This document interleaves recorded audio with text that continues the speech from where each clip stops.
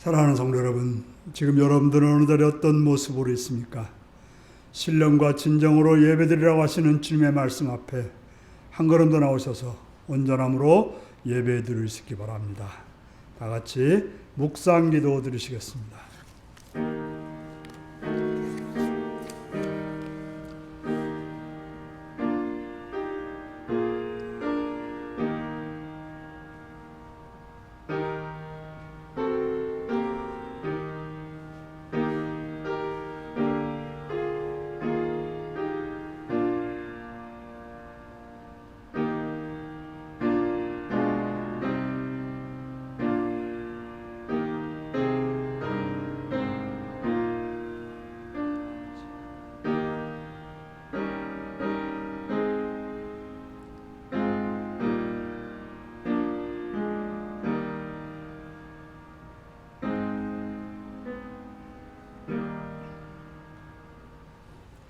사도신경으로 우리의 신앙을 고백하시겠습니다.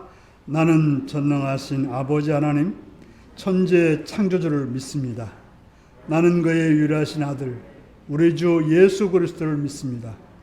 그는 성령으로 잉태되어 동정녀 마리아에게서 나시고 본데오 빌라도에게 고난을 받아 십자가에 못 박혀 죽으시고 장사된 지 사흘 만에 죽은 자 가운데서 다시 살아났으며 하늘에 오르시어 전능하신 아버지 하나님 우편에 앉아 계시다가 거기로부터 살아있는 자와 죽은 자를 심판하러 오십니다.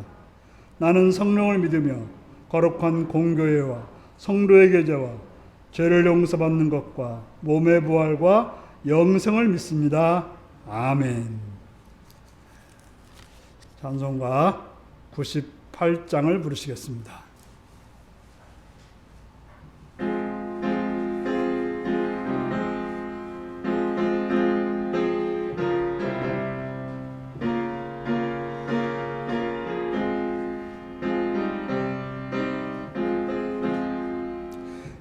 예수님 오소서 임마누엘 우리 주 이곳에 오셔서 기도 들어주소서. 능하신 주께서 크신 일을 행하사 간구하는 우리의 기도를 들어주소서.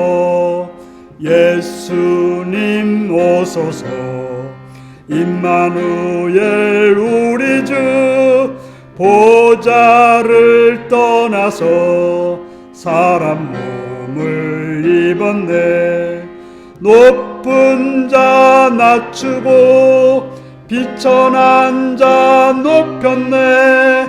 만민 위에 오셔서 사슬을 풀어주소서.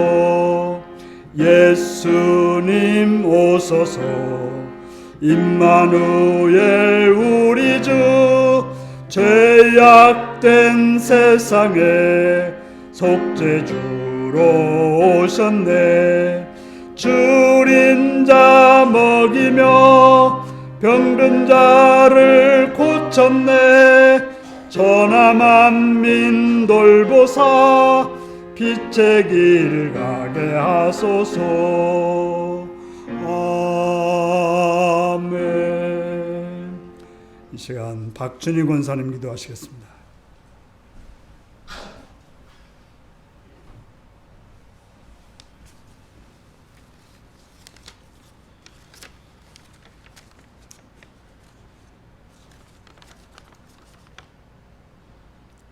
사랑과 은혜가 많으시고 자비하신 하나님 아버지, 찬양과 감사와 영광을 드립니다. 오늘 거룩한 주일을 허락하시고 주님의 전으로 발걸음을 재촉하심을 감사드립니다. 벌써 어느덧 2022년도 한 해가 저물어가고 오늘은 12월 마지막 달 첫 주일을 맞이하였습니다. 아버지를 늘 말씀 앞에서 깨어 살아가는 지혜로운 하나님의 자녀가 되기를 원합니다. 어느새 매서운 추위 속에 앙상한 가지만 남아 마지막 한 해를 재촉하는 것 같습니다. 올 한 해도 말씀 속에서 사는 것보다 세상에 속하여 살 때가 많았음을 고백합니다. 주님 용서하여 주시옵소서. 사랑의 주님, 아직도 코로나와 우크라이나 전쟁이 끝나지 않았습니다. 이로 인하여 모든 사람들이 힘들고 삶의 기쁨이 힘들어가고 있습니다. 대한민국을 사랑하시는 아버지, 이 나라가 안정되고 부강하며 경제적으로 부강한 나라로 세워지길 원합니다. 정치를 하는 이정자들은 하나님을 경외하며 겸손함으로 하나님 뜻을 잘 이루어 나가는 이정자들이 되기를 원합니다. 또한 아버지, 사랑과 지혜와 권능으로 이겨낼 힘과 용기를 주시옵소서. 파송되는 선교사님들에도 성령 충만함을 주시어서 풍성한 말씀으로 하늘나라 확장하기에 부족함이 없는 선교사님들이 되기를 원합니다. 윤리교회를 사랑하시는 아버지, 교회를 늘 새롭게 하시고 주님의 성령이 늘 살아있는 교회로 이끌어 주시옵소서. 이 시간에도 말씀을 전하신 우리 목사님, 성령으로 늘 지켜주시옵고 영육간의 주님의 사랑으로 잘 지켜주시고 우리가 말씀을 잘 듣고 믿음의 사랑으로 우리 모두 변화되게 도와주시옵소서. 지금은 예배 시간이 오니 마칠 때까지 하나님께서 함께 하시길 원합니다. 예수 그리스도의 이름으로 감사하며 기도드립니다.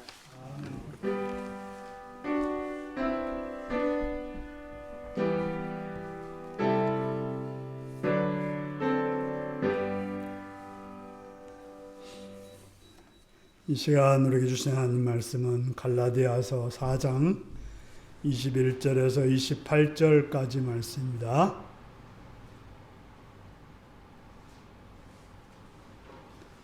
갈라디아서 4장 21절에서 28절입니다.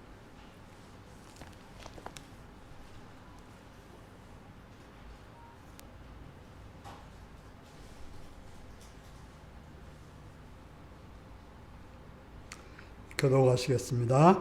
갈라디아서 4장 21절입니다. 내게 말하라. 율법 아래 있고자 하는 자들아, 율법을 듣지 못하였느냐?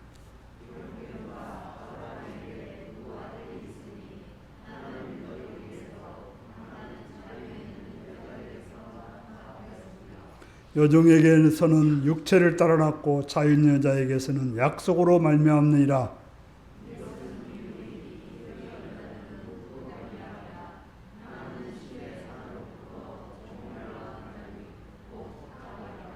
이 하갈은 아라비아에 있는 신의 사내로서 지금 있는 예루살렘과 같은 곳이니 그가 그 자녀들과 더불어 종로로 타고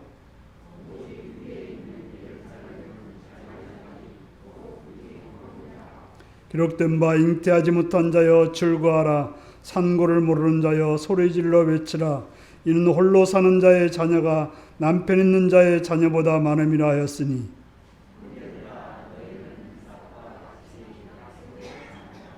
그러나 그때 육체를 따라 난 자가 성령을 따라 난 자를 받게 한 것 같이 이제도 그러하도다.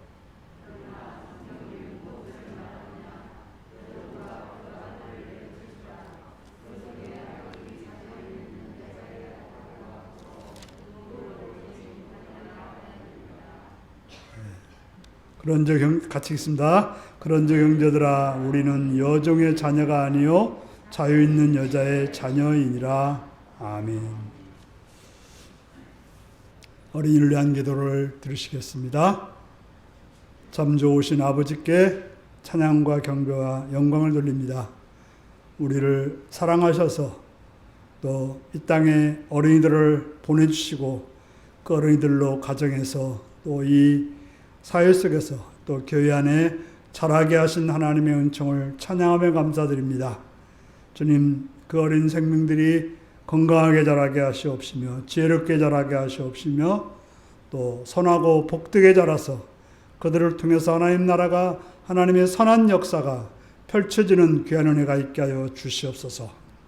그들을 양육하고 그들을 위해서 또 힘쓰고 애쓰는 부모들을 기억하시옵고 지혜로 인도하시옵시며 인내와 선함과 바름과 아름다움으로 행할 수 있도록 붙들어 주옵소서.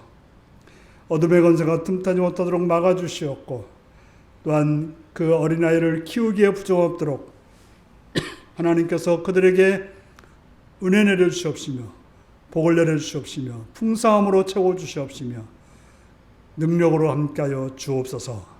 그들이 다니고 있는 어린이집과 유치원과 학교를 붙들어 주셔서 하나님의 은혜 가운데 그곳이 평화로운 곳이 되며 선하고 아름다운 것들을 배우는 곳이 되며 또한 인생의 넓이가 깊어지고 높아지고 또 놀라워지는 귀한 장소가 되게 하여 주옵소서.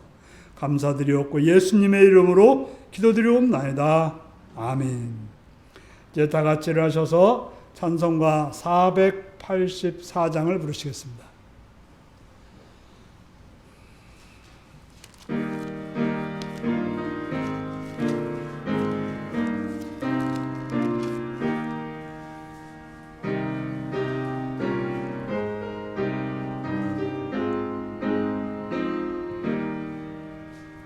내 맘에 주여 소망 되소서. 주 없이 모든 일 헛되어라. 밤에나 낮에나 주님 생각, 잘 때나 깰 때 함께 하소서. 지혜의 주여 말씀으로서 언제나 내 안에 계십소서. 주는 내 아버지 나는 아들, 주 안에 내가 늘 함께하네. 세상의 영광 나 안 보여도 언제나 주님은 나의 기여. 주님만 내 맘에 계시오니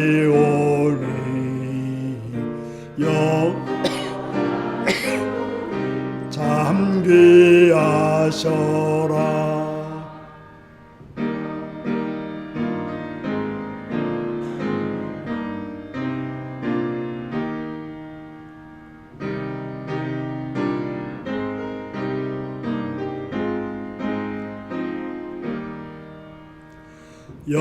영원한 주님 내 승리의 주, 하늘의 기쁨을 주옵소서. 어떠한 고난이 닥쳐와도 만유의 주여 소망 되소서. 아멘.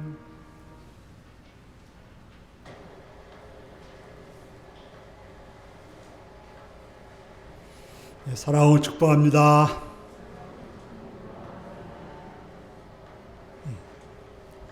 예수님을 사랑하시는 분들 아멘 하시기 바랍니다. 아멘. 시간 말씀을 듣고 은혜 받기 원하시 아멘 하시기 바랍니다. 아멘. 오늘은 갈라디아서 24장 21절부터 28절의 말씀을 가지고 은혜로 살고 있습니까? 라는 제목으로 말씀을 나누겠습니다. 오늘 말씀 제목이 무엇입니까? 성경을 읽다 보면 좀 이상한 그런 부분들을 발견합니다. 왜 이런 이야기를 써놨을까? 왜 여기에서 꼭 이런 말을 했을까라는 생각이 들 때가 있습니다. 이런 건 하지 않아도 좋을 텐데, 숨겨도 될 것 같은데 하고 또 합니다. 역사 속에서 좀 꺼내지 않았으면 좋았을 그런 이야기를 꺼냅니다.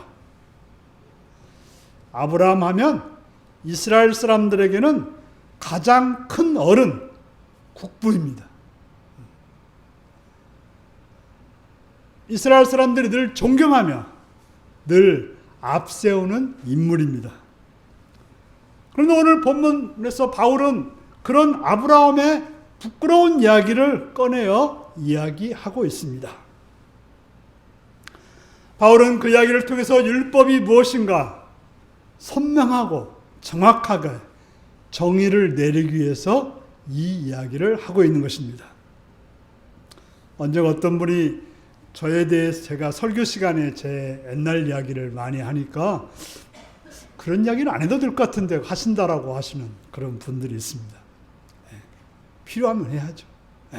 바로 바울도 그런 생각으로 했던 것 같습니다.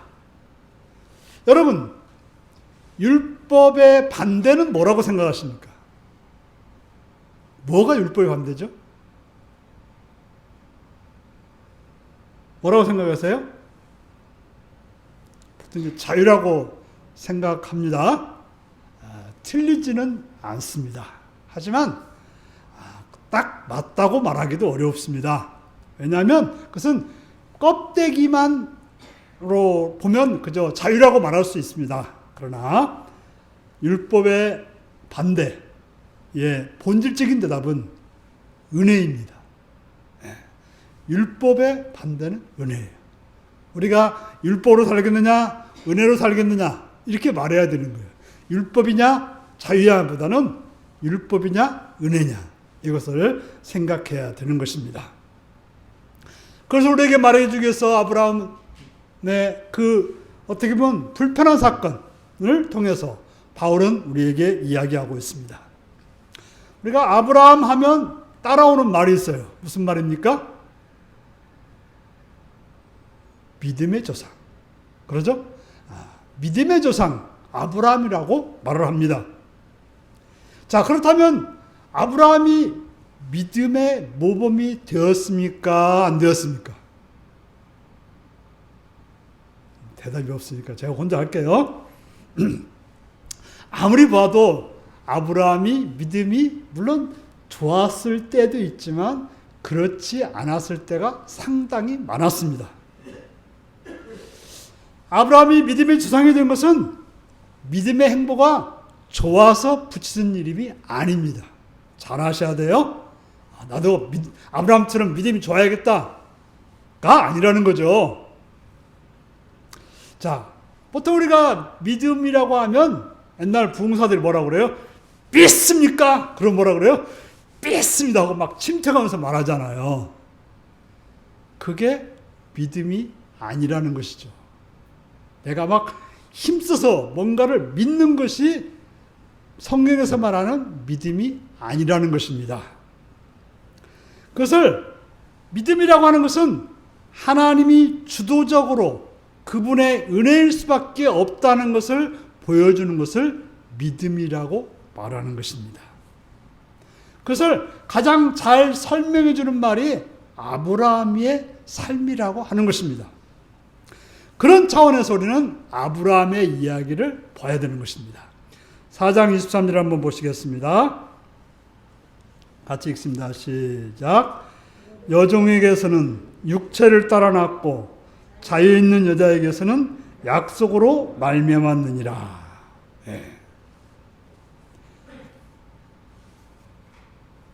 여종 하갈은 아들을 낳았는데 뭘 따라 낳았다고요?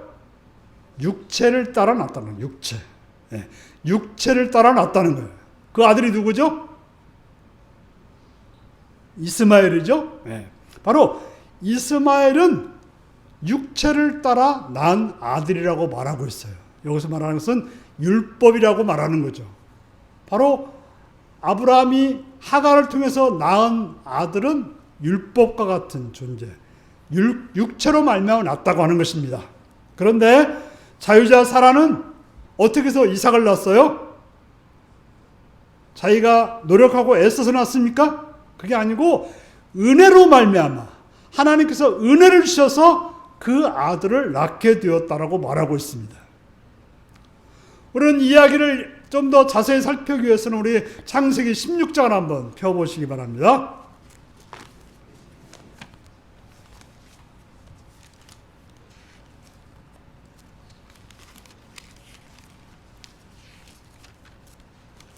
자, 창세기 16장 앞에는 몇 장 있어요? 예? 창세기 16장 앞에는 뭐가 있어요? 15장이 있겠죠? 자, 15장에는 무슨 사건이 있는가 하면 하나님과 아브라함 사이에 언약식이 있습니다. 언약식. 자, 아브라함이 아들이 없었어요. 아무리 기다려도 아들이 안 생기니까 뭐라 그래요?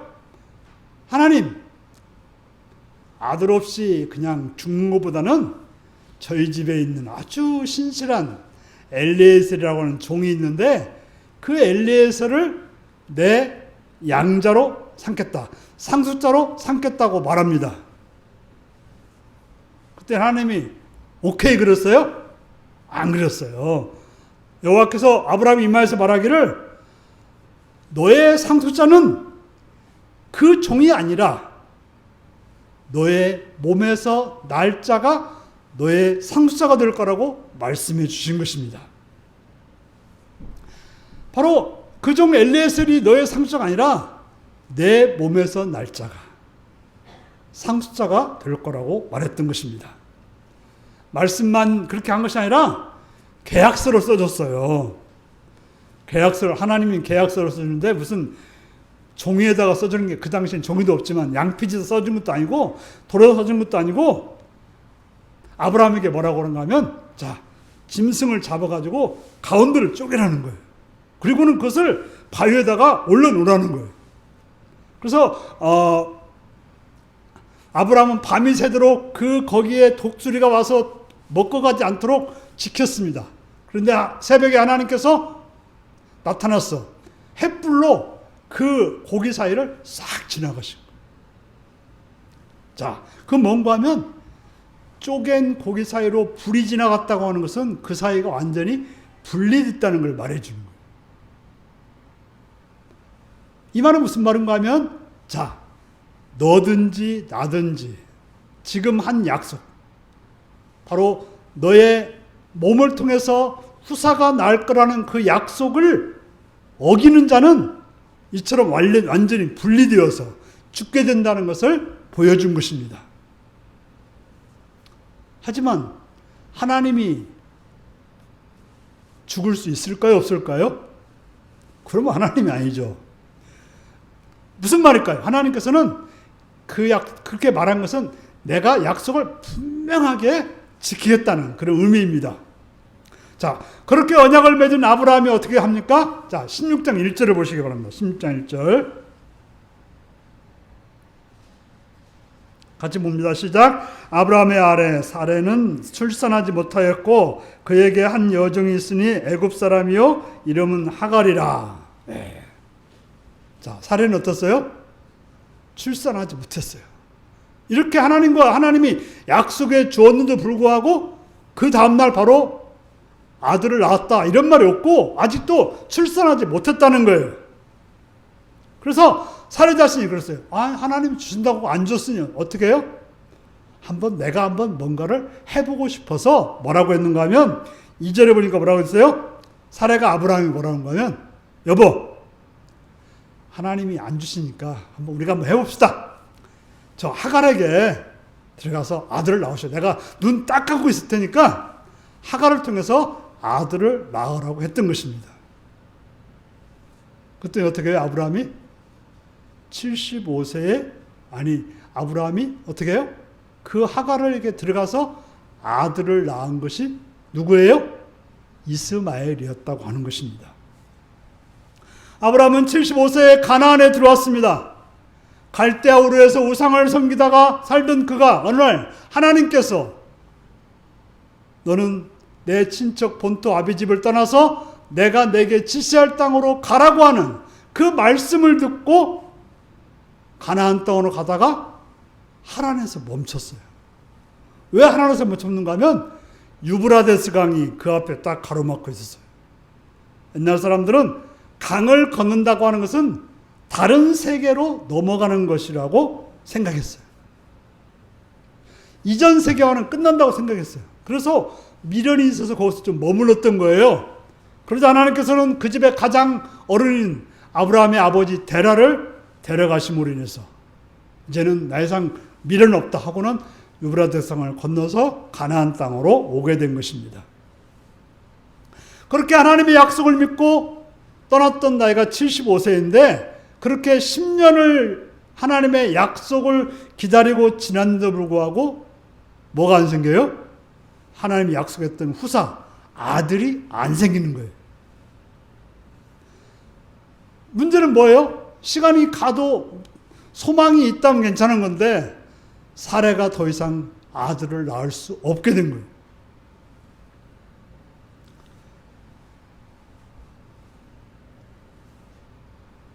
그래서 더 이상 아이를 낳을 수 없다고 생각했을 때 이러면 좋겠다. 아마도 아브라함은 좀 가능성이 있었던가 보죠. 그러니까 나는 가능성 없지만 저 사례를 통해서 당신의 아들을 낳으면 좋겠다라고 했던 것입니다. 바로 이런 생각은 뭐예요? 세상 사람이라고 하면 그게 바로 합리적이고 또 상식적인 생각과 행동이라고 생각했던 그런 생각입니다. 여러분들 살다 보면 어때요? 이런 생각이 들어요. 그러면 내가 어떻게 이런 생각을 했지? 참 기특하고 똑똑하다라고 생각했을 것입니다. 하나님의 약속이 끊어진 것 같다. 그러면 이제 우리의 대도 끊어진 거 아닌가? 그래서 사례가 아브라함에게 제안합니다. 이렇게 하면 어떨까요? 애굽 출신 여종 하갈이 있는데 내가 눈 딱 감아줄 테니까 하갈을 통해서 아들을 낳으라고 했던 것입니다. 참 합리적입니다. 참 기발한 생각입니다. 그런데 하나님을 믿는 사람들은 그때가 조심할 때임을 기억하시기 바랍니다. 여러분들이 기특한 생각이라고 생각났을 때 그때가 사고가 날 가능성이 있습니다. 대표적인 인물이 사울입니다. 사울은 하나님께서 아말렉을 붙여주시면서 아말렉을 진멸하라고 했습니다. 그렇게 하나님 말씀을 듣고 아말렉과 열심히 싸우던 사울에게 기발한 생각이 났어요. 기특한 생각이 났어요. 무슨 생각입니까? 왜 이 좋은 소를, 좋은 양들을 죽여야 돼? 저들이 무슨 잘못 있다고? 그러지 말고 좋은 것들을 가지고 하나님께 예배드리는 데 쓰면 어떻겠느냐? 라고 하는 기발한 생각, 기특한 생각을 하게 된 것입니다. 하지만 그것은 자기 생각이었고 자기 열심이었지만 하나님의 뜻은 아니었던 것입니다. 중요한 것은 하나님의 뜻입니다. 여러분 잘 생각해야 돼요. 기발한 생각, 기특한 생각, 좋은 생각이 아니라 하나님의 뜻인가 아닌가가 중요합니다. 그렇게 생각하고 행한 결과 사울이 어떻게 되었습니까? 그로 인해서 하나님께로부터 버림당하는 사울이 되었다는 거예요. 사울이 왕으로는 있었지만 실제로는 그의 권좌를 박탈당했던 것입니다. 하나님이 그를 버렸던 것입니다. 마찬가지로 사례도 기특한 생각을 했어요. 하나님을 위해서, 가정을 위해서 그런 생각을 했던 것입니다. 무슨 자기 좋자고 한 일입니까? 네, 사례가 자기 좋자고 그 일을 한 거 아니거든요. 그 여자로서 상당히 기분 나쁜 일이고 속상한 일인데 남편을 위해서, 우리 대를 위해서, 우리 가문을 위해서 했다고 그는 생각했습니다. 문제는 뭐예요? 아브라함도 그 생각이 맞다고 생각해서 슬그머니 타협하고 넘어가고 말았습니다. 여러분, 이 장면이 어디서 많이 보던 그림 아닙니까? 어디서 봤습니까? 창세기에 나오는 이야기가 있죠. 3장에 보면 하와가 선악과를 먹었더니 어떻게 해요? 보암직하고 모험직해서 그때 사단이 와가지고 막 꼬시니까 그걸 가지고 누구한테 가요? 아담한테 가는 거죠. 얼마나 맛있겠어. 한번 먹어보자고. 그러면 어떻게 해요? 남편은 안 돼! 그러더니 어떻게 해요? 그 좋겠네 하고는 홀랑 넘어가서 같이 먹어버린 사건이 뭐예요? 선악과를 먹은 사건입니다. 그래서 어떤 분들은 뭐라고 하는가 하면 우리가 이런 뭐 여자 때문에 남자들이 고생한다고 여자들을 탓하는 사람들이 많습니다. 자, 누구의 잘못입니까? 여자의 잘못입니까? 아닙니다. 성경은 하와의 잘못이라고 말하지 않고 아담아 너는 왜 그랬느냐고 하나님이 책망하시는 것입니다. 아담한테 책임을 물었습니다. 못난 남자들이 책임을 여자한테 전가하는데 남자의 기능과 역할은 책임지는 자리인 것입니다. 그래서 예수님은 마다들로 오셔서 우리의 모든 죄의 책임을 져주신 것입니다. 좋은 남자는 책임지는 남자입니다. 우리가 이제 하갈이 임신하자 어떤 일이 벌어집니까? 갑자기 이제 주인과 종의 위치가 바뀐 거예요. 이제 나는 임신했고 너는 임신 못했다는 거죠. 그래서 하갈이 사례를 무시합니다. 그러니까 어떻게 사례가 열받아가지고 막 남편한테 해대는 거예요. 뭐 내쫓자고 했냐 어쩐냐 말 했겠죠. 그러니까 그때 아브라함이 내 책임이요라고 했는데 뭐라고 그래요? 당신이 하자고 했잖아. 그러니까 당신이 알아서 해. 그래 버렸던 거예요. 참 여기서 자기가 다 해놓고도 책임을 남편한테 묻는 사례나 그걸 또 네가 잘못했으니까 네가 책임지라고 하는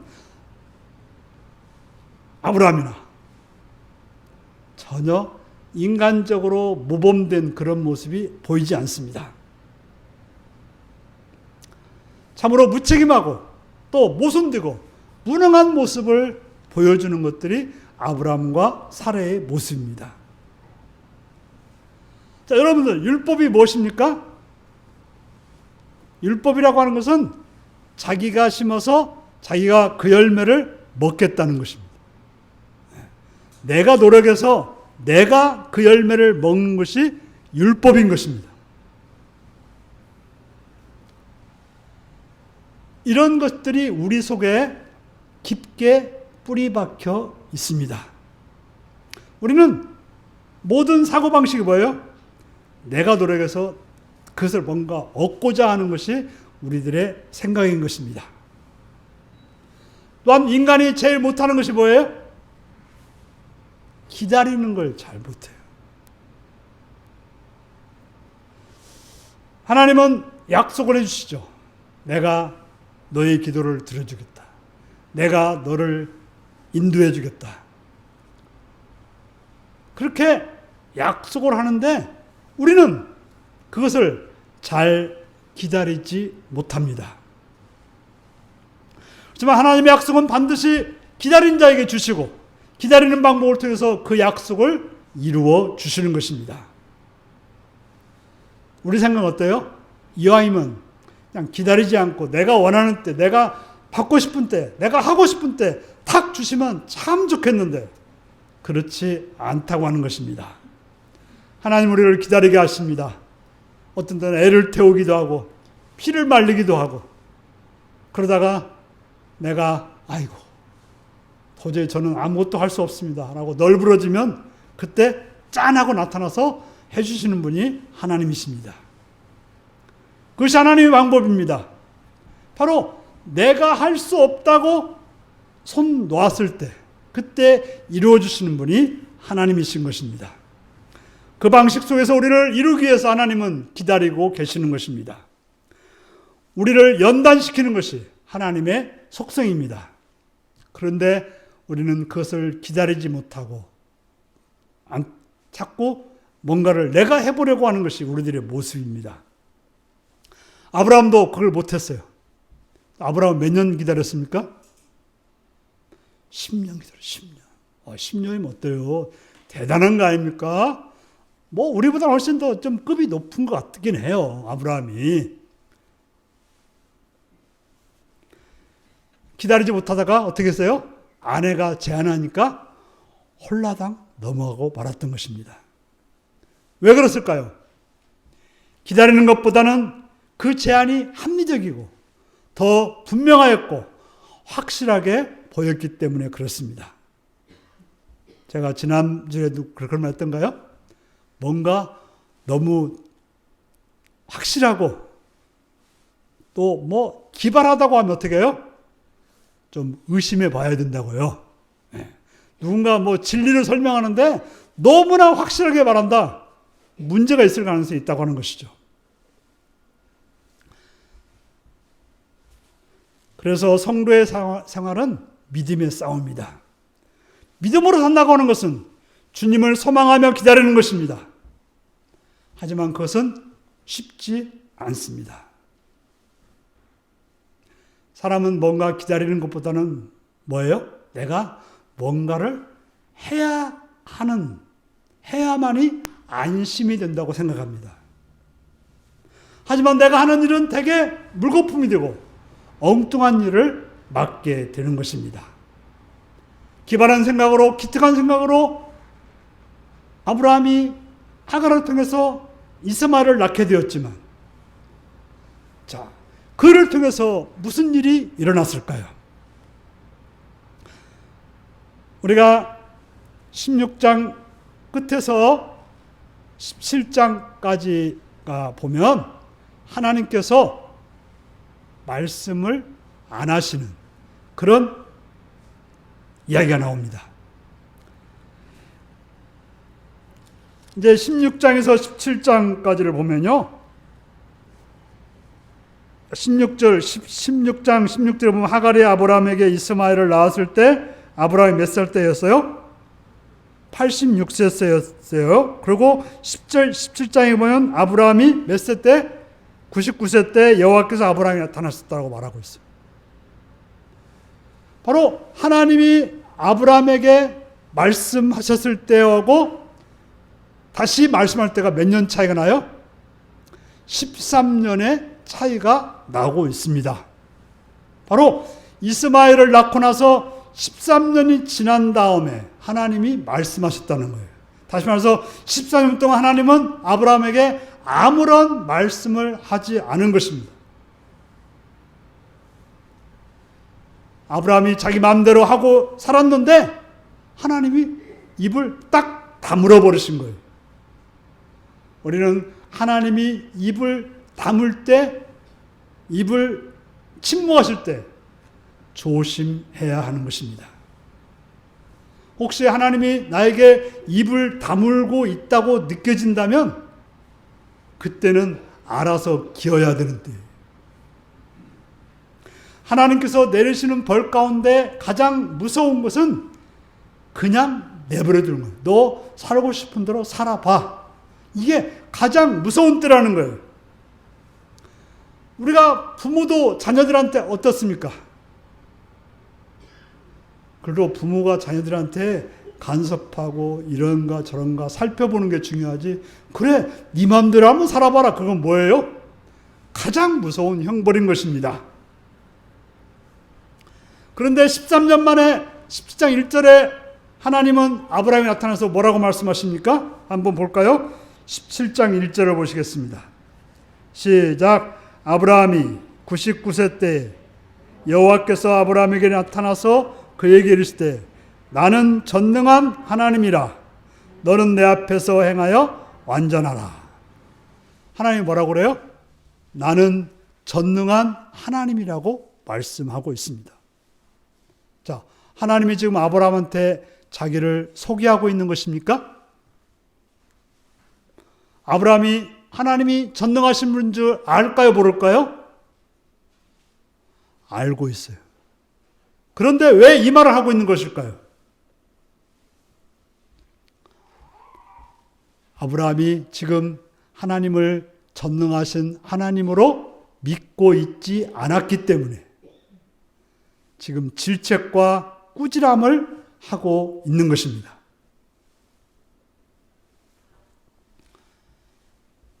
여러분, 그래도 질책과 꾸지람을 받는 것은 좋은 것입니다. 질책과 꾸지람이 있다고 하는 것은 관심이 있다는 것이고 사랑이 있다는 것이고 또 함께하고 있다는 그런 표시이기 때문에 그렇습니다. 질책과 꾸지람을 들었으면 어떻게 해야 됩니까? 회개하고 하나님을 만나면 되는 것입니다. 무엇이 나쁜 것입니까? 하나님과 관계에서 하나님이 아무런 말씀도 하지 않는 것, 이것이 나쁜 것입니다. 꾸지람을 받고 야단을 맞지만 관계가 지속되는 것이 좋은 것입니다. 하나님은 아브라함이 나타나 묻습니다. 너 내가 누구냐? 너 나를 무엇이라고 생각하느냐고 묻는 것이죠. 보통 아버지가 자녀들한테 화나면 뭐라고 그래요? 너 나를 뭘로 생각하느냐? 이렇게 말하듯이 지금 하나님이 아브라함한테 너 나를 뭘로 보고 있느냐? 이렇게 묻고 있는 것입니다. 왜냐하면 아브라함이 지금 어떻게 살았어요? 하나님이 원하는 방식으로 기다리지 않고 자기 방식으로 살았기 때문에 이렇게 묻고 있는 것입니다. 하나님의 방식을 버리고 자신의 방식으로 했다는 것은 무슨 의미예요? 나 하나님 못 믿겠으니까 내 뜻대로, 내 생각대로, 내 힘대로 살겠다고 한 것입니다. 그래서 하나님이 묻기를 야, 너 내가 전능하지 않느냐라고 묻는 거예요. 그래서 하나님은 아브라함에게 나는 전능하다. 네 생각하는 것처럼 전능하지 않은 게 아니라 나는 전능하다라고 말하고 있는 것입니다. 오늘 우리 하나님 앞에 하나님의 전능하심을 믿으며 기다리고 살고 있습니까? 그러면서 하나님은 아브라함에게 말합니다. 너는 내 앞에서 행하여 완전하라. 너는 내 앞에서 행하여 완전하라고 말하고 있습니다. 무슨 뜻입니까? 이제 그만 네 힘, 네 능력, 네 생각, 네 뜻 따르지 말고 내 앞에서 나만 바라보고 내 힘을 따라서 살아가라고 말하고 있는 것입니다. 그러면서 아브라함을 포함해서 모든 남자에게 할례를 행하라고 명하십니다. 할례라고 하는 것은 뭡니까? 남자의 생식기의 끝을 자르는 것입니다. 왜 그렇게 하라고 하십니까? 생식기는 종족 보존에 중요한 역할을 하는 것입니다. 그것을 잘라버린다고 하는 것은 그는 이제 더 이상 생식 보존을 할 수 없는 죽은 존재와 같다는 의미인 것입니다. 하나님은 뭐라고 말씀하셨습니까? 언약을 깨는 자는 너든지 나든지 죽는다고 했습니다. 바로 아브라함이 언약을 깬 결과 죽게 되었다고 하는 상징이 바로 할례를 하게 한 것입니다. 할례를 받는다고 하는 것은 다른 의미가 아니라 나는 죽었다는 표시인 것입니다. 우리가 이제 세례를 받을 때도 뭐라고 말합니까? 나는 죽었고 이제 나는 예수로 살아가는 존재라고 고백하는 것이 바로 할례를 받는 행동인 것입니다. 그래서 주신 아들이 누굽니까? 죽은 자에게 주신 아들이 이삭인 것입니다. 이때 사라의 몸은 임신할 수 없는 몸이었습니다. 아브라함도 남자로서 죽은 몸이었습니다. 그런데 하나님은 그들에게 이삭을 주었던 것입니다. 무슨 말입니까? 이삭은 육체를 따라 난 아들이 아닙니다. 이삭은 하나님의 은혜로 낳은 아들인 것입니다. 하가라에서 난 이스마엘은 어떻게 나왔습니까? 인간의 기발하고 똑똑하고 지혜로운 생각으로 나왔습니다. 자신들의 노력과 애씀과 실력을 통해서 나왔습니다. 바로 율법으로 산다고 하는 것은 자기의 실력으로 살아가는 삶을 말합니다. 하지만 약속을 따라 예수 그리스도에 속하여 약속을 따라 이삭을 낳은 아브라함처럼 살아가는 삶은 은혜로운 삶이라고 말할 수 있는 것입니다. 그것이 십자가입니다. 십자가라고 하는 것은 영적 할례이죠.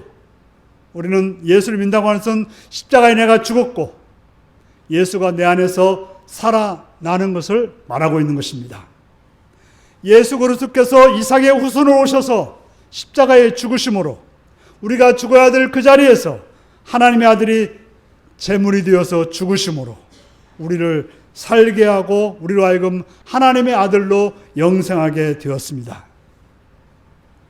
그렇기 때문에 우리의 모든 삶의 기초는, 삶의 동기는 오직 은혜로부터 주어진 거라고 하는 것입니다. 사랑하는 성도 여러분, 그렇다면 은혜가 가장 정확하게 우리의 삶 속에서 실제적으로 적용되는 것은 무엇일까요? 그것은 다름이 아니라 우리가 모든 일을 기도하면서 살고 있는가, 기도하지 않고 살고 있는가에 달려있는 것입니다. 자, 기도하지 않고 산다는 것은 무슨 말입니까?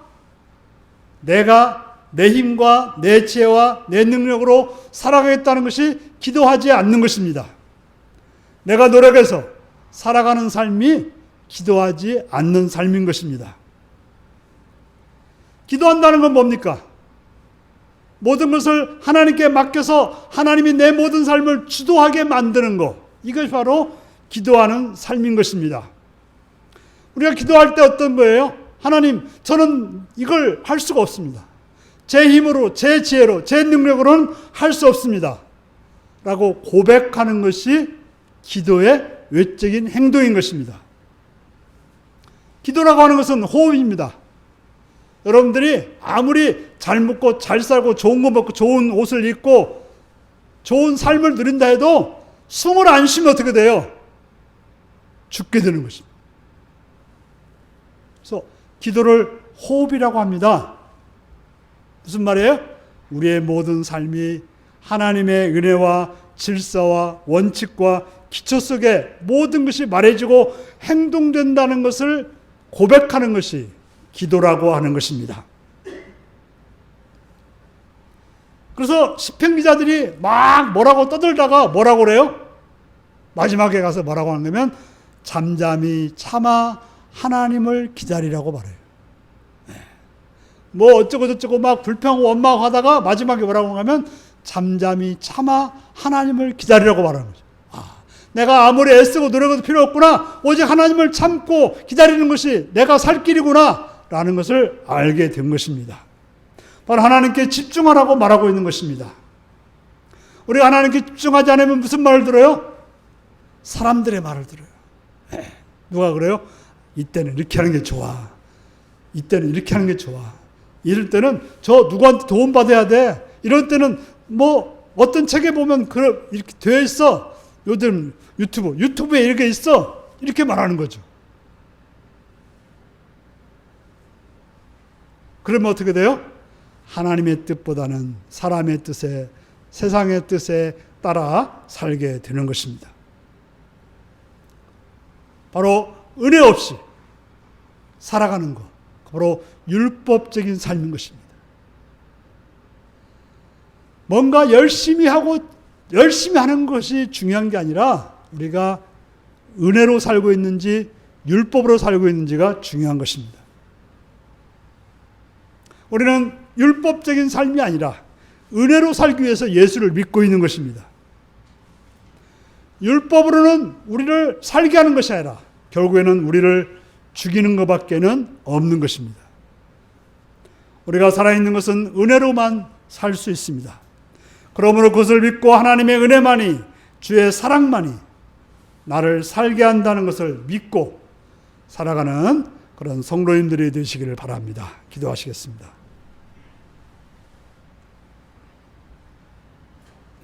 사랑하는 성도 여러분, 지금 여러분들의 삶이 어떤 모습인지 살펴보시기를 바랍니다.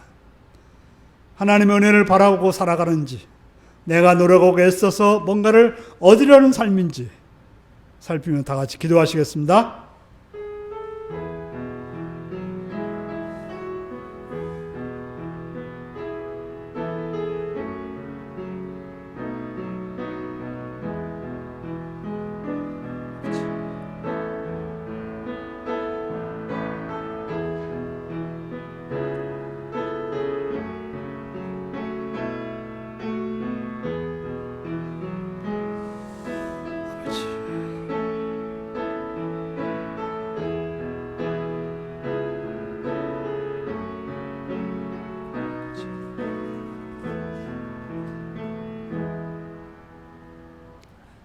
자비로우신 아버지, 아버지의 사랑과 은혜를 찬양하며 감사드립니다.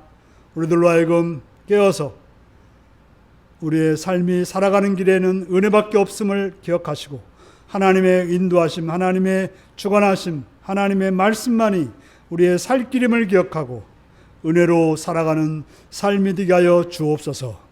예수님의 이름으로 기도합나이다. 아멘. 찬송가 428장을 부르시겠습니다.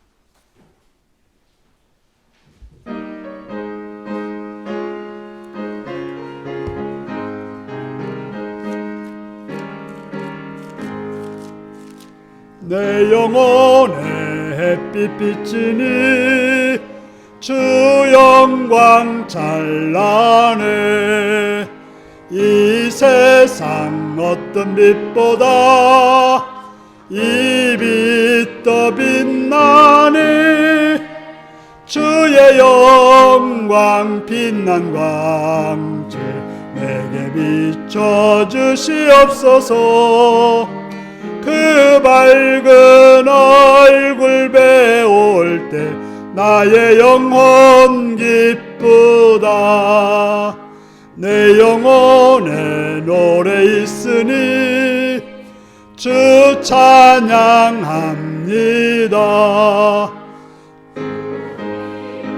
기울이시사 다 듣고 계시니 주의 영광 빛난 광채 내게 비춰주시옵소서. 그 밝은 얼굴 배울 때 나의 영혼 기쁘다. 내 영혼에 봄날 되어서 주 함께 하실 때 그 평화 주 은혜 꽃피니 주의 영광 빛난 광채 내게 비춰주시옵소서. 그 밝은 얼굴 배울 때 나의 영혼 기쁘다. 내 영혼에 희락이 있고 큰 소망 넘치네.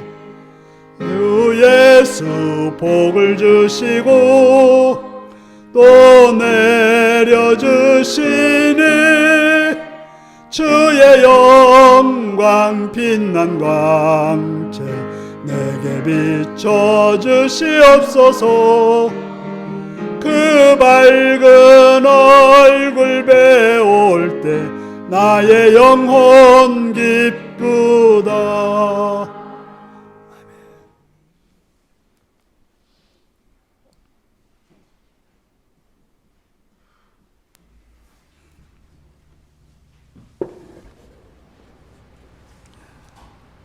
11정금 오정원 김명숙입니다. 권현애 권사님입니다. 변승천 오세영 집사입니다. 김재각 김삼래 권사님입니다. 서승근 권사님입니다. 감사한금 주님 한결같은 사랑으로 돌봐주셔서 감사합니다. 깨어 주님과 친밀히 교제를 나누는 윤리성도님들에게 원합니다. 오정원 김명숙 드렸습니다. 주님 범사에 감사합니다. 남은 한 달도 주님께 감사하여 살아가게 해주세요. 변승천 오세영 집사님 드렸습니다. 박정자 권사님 감사금 드렸습니다. 최영구 집사님 감사금 드렸습니다. 박명훈 성도님 감사금 드렸습니다. 구민진 집사님 감사금 드렸습니다. 예배드리게 하심을 감사합니다. 이몽빈 장정순 권사님 드렸습니다. 정충원 이수정 집사님 감사금 드리셨습니다. 성경금 오정원 김명숙 김재각 김삼래 권사님 변승천 오세영 집사님 권은혜 권사님 드리셨습니다. 기도하시겠습니다. 참 좋으신 아버지의 사랑과 은총을 찬양하며 감사합니다. 우리를 사랑하시고 우리를 붙드시고 우리를 인도해 주셔서 이 시간도 주 앞에 나와서 예배드리며 주의 말씀을 듣고 또 헌신하여 물질드려 주 앞에 드립니다. 들은 손길 가운데 함께 하시옵고 하늘의 복과 은혜로 충만히 채워주시옵시며 그들의 삶이 온전히 주님의 인도하심 가운데 선하심 가운데 충만한 복으로 채워 주옵소서. 또 여러 가지 감사의 제물을 가지고 감사한 손길이 있사오니 그들의 감사를 받으시오며 그들의 감사가 넘치게 하시옵시며 그들의 감사가 계속되어지게 하여 주시옵소서. 또 성경을 들어 사는 날의 확장을 위해서 물질 드렸사오니 그들의 삶에도 은혜를 하셔서 그들의 삶에도 더욱더 풍성해지고 넓혀지고 깊어지고 놀라운 역사가 있게 하여 주옵소서. 주령을 드리며 여러 모양으로 헌신한 손길들에도 하늘의 복과 은혜로 충만히 채워 주옵소서. 감사드렸고 예수님의 이름으로 기도드리옵나이다. 아멘.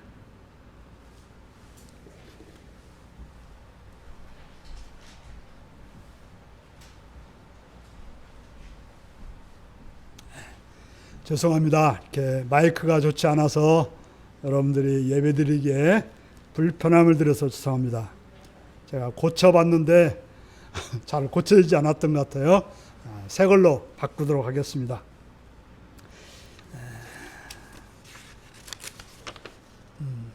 오늘 찬양 예배의 말씀은 평택 지구촌 교회 김명석 목사님께서 말씀을 전해주십니다. 많은 은혜 받는 그런 시간이 되시기를 바랍니다. 이제 다 같이 일어나셔서 찬송가 635장을 부르시겠습니다.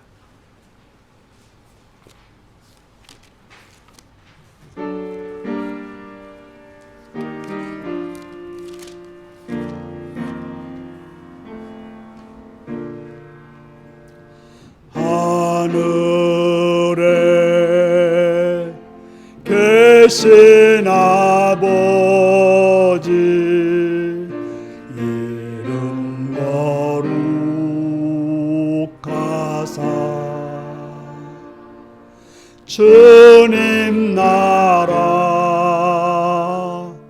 임하시고 뜻이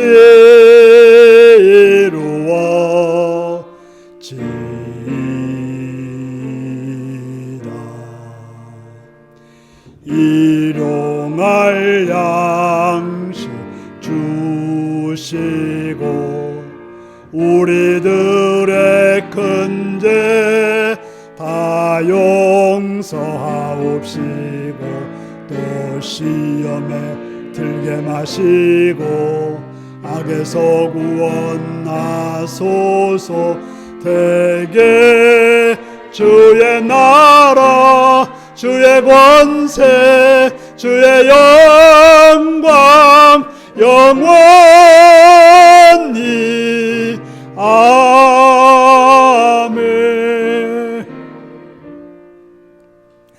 사랑하는 성도 여러분, 여러분의 삶은 율법으로 살고 있습니까? 아니면 하나님의 은혜로 살고 있습니까? 예수를 믿는다고 하는 것은 하나님의 은혜로 살고 있음을 고백하는 그런 믿음으로 사는 것임을 기억하시고 은혜로 살아가는 복된 여러분들이 되시기를 바랍니다. 지금은 주 예수 그리스도의 은혜와 하나님 아버지의 극진하신 사랑과 성령의 감동하시고 감화하시고 함께하시고 충만하신 역사가 오늘도 주의 말씀을 듣고 율법적인 삶이 아니라 은혜로 하나님의 은혜로만 살겠다라고 결단하고 행하는 삶이 되었다는 성들과 그 가정과 일터 위에 지금부터 영원토록 함께하옵기를 축원하옵나이다. 아멘.